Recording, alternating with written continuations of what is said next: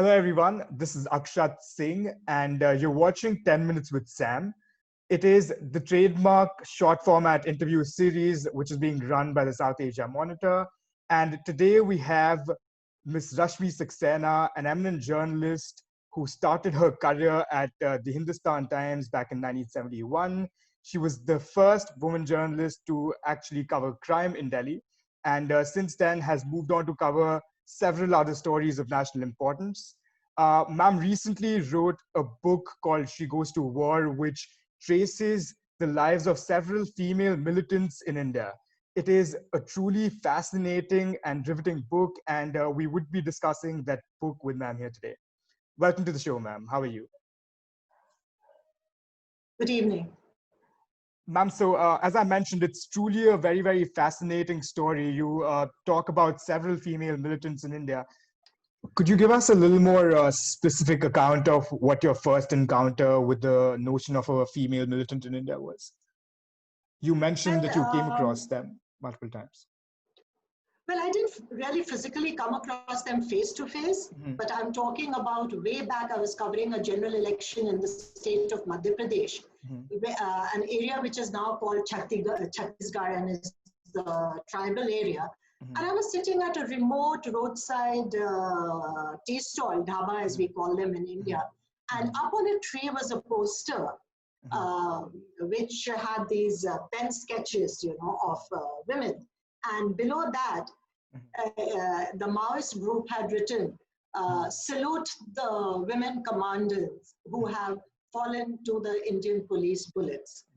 I just thought that was very fascinating. I pulled that and just kept it with me, and it lived with me for about 20 to 30 years, Then once when I had gone, which is much later, somewhere around 2005, I had gone to Kashmir to cover the earthquake, which had devastated areas, and I traveled into the remote areas.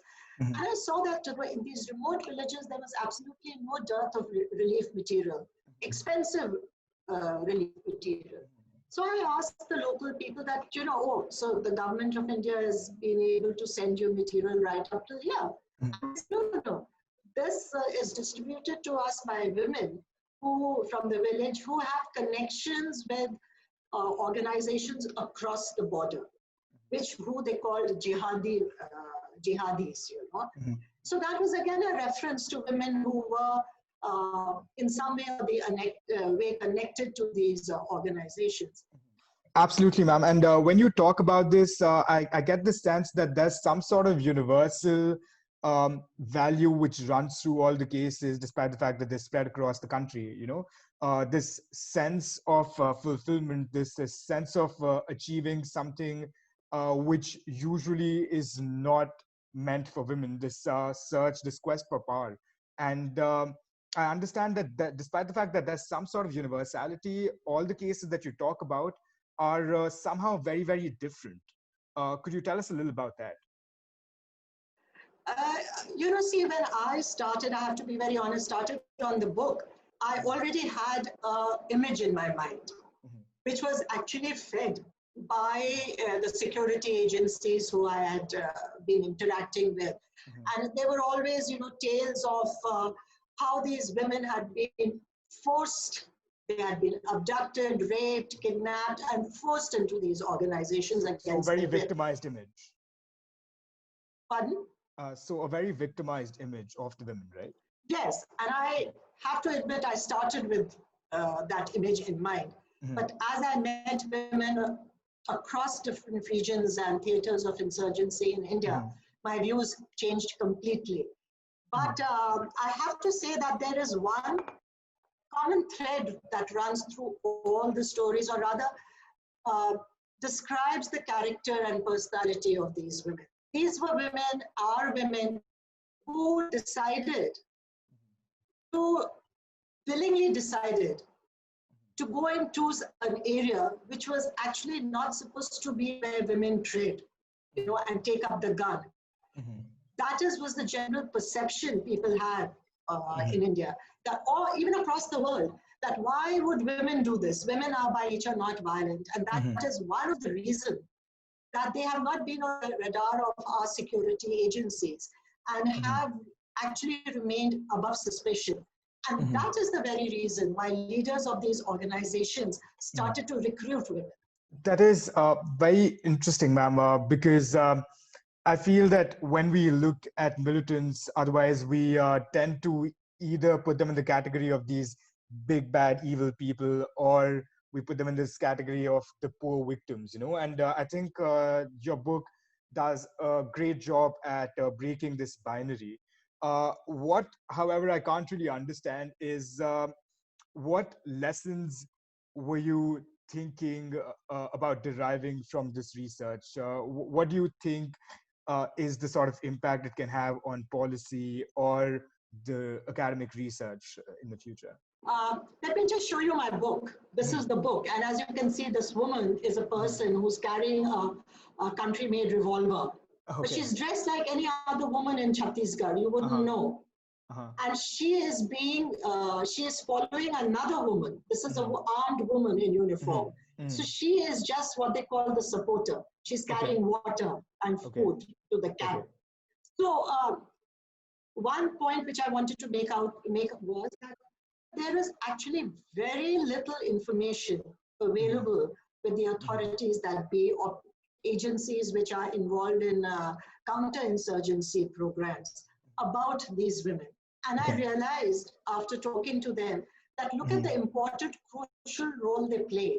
One of the women from the Northeast, from Ulfa, told me that when their organization was under a lot of stress and there was an operation to clean them out, all the men went underground. It was only the women which kept this insurgency and movement alive over there. So over the years, their role has changed from being just sympathizers to providing logistic support, and they've moved on to become combatants, couriers,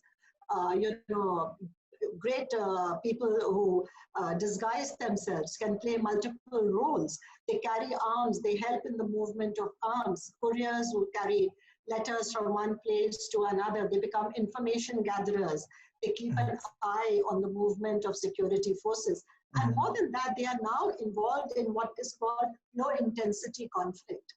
So these people, their work has to be taken note of because they are the ones who are playing a great role in keeping these movements going and keeping them alive. Now, the reason why you need to study them is that if you want to stem an insurgency, you have to look at these women and find out not only what they are doing, but why have they got into this organization. You have to stem the flow of these women coming into organizations to be able to actually, to some extent, understand and bring peace and, wipe out this insurgency.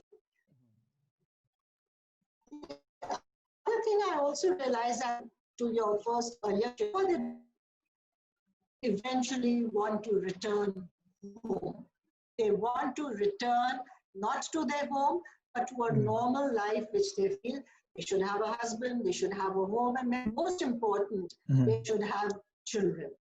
Most men don't think like that, but the women do think like that. So to some extent, they are your biggest constituency for peace. If you want to wipe out insurgency, because they say that we don't want our children to grow up in a conflict zone. So they are looking for peace.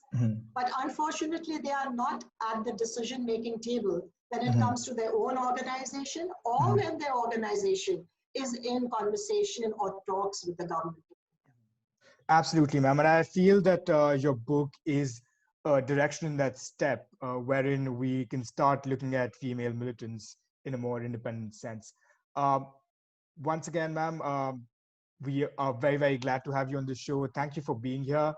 For all the viewers who are interested in reading a groundbreaking, non-romanticized version of how militants actually operate, we will attach a link on our YouTube. So please buy the book, and I can assure you that it'd be a great, great experience as it was for me. Once again, thank you so much, ma'am. It was lovely having you on the show, and we will definitely speak with you very, very soon. Take care. Thank you very much. It was a pleasure talking to you.